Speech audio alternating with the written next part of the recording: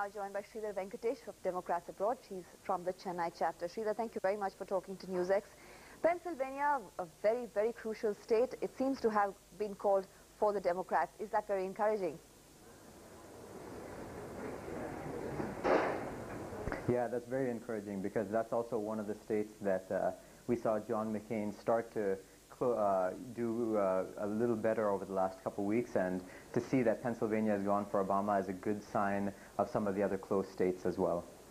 Well, Pennsylvania going for Obama is a very good sign. In fact, what is the point at which you'd feel sort of reasonably comfortable that Obama's probably made it? Which of the maybe a couple of swing states would you be looking out for over the next few minutes that would probably, more or less seal it for Obama? So I think we're looking very closely at Virginia, North Carolina, and Florida as well. But I think Virginia and North Carolina are two states which will also show a trend of what's going on, because I think the demographics have changed in Virginia and North Carolina since the past election. You've got a lot more young urban voters moving into both of those states, and those are good segments for Obama. And so that's a trend that we'd like to see continuing throughout the country. Sridhar, what is it about the Democrats that Indian Americans seem to like so much? What is it about their policies? What is it about their ideology? So I think, broadly speaking, Indians actually, today within the U.S., Indian Americans mirror the American community at large. And so they have the same concerns of the American community, of all the other groups within America. And if you look at what's happened today between the economy, between our foreign policy, largely speaking, Indian Americans, just like all Americans, are very unhappy with the way the country has been going. And so this is really an opportunity to change that direction and put America on a better footing, both domestically as well as abroad. It's not just Indian Americans or people in India looking forward to this election result, but I'll tell you what a top U.S. journalist said just 24 hours ago. She said that this election will change the world. What do you think?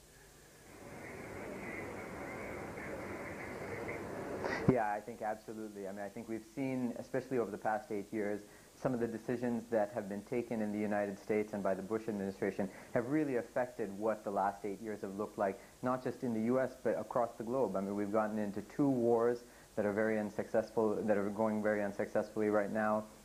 The U.S. is in a deep economic crisis, which is now where the rest of the world is following as well. And so we realize this truly is a global world, and especially with the United States having the power that it has, both economically as well as in foreign policy, its decisions are very important.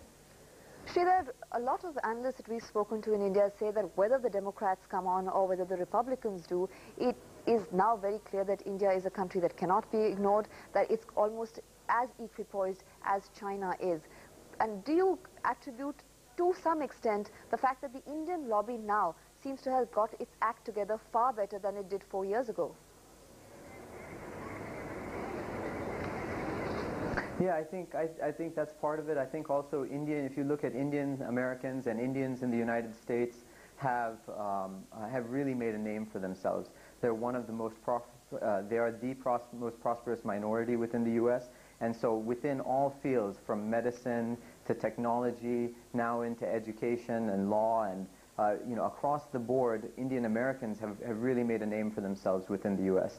And I think globally speaking, India itself is definitely coming on to the stage as one of the powers of the 21st century. And so the United States realizes that, and you can see that the United States is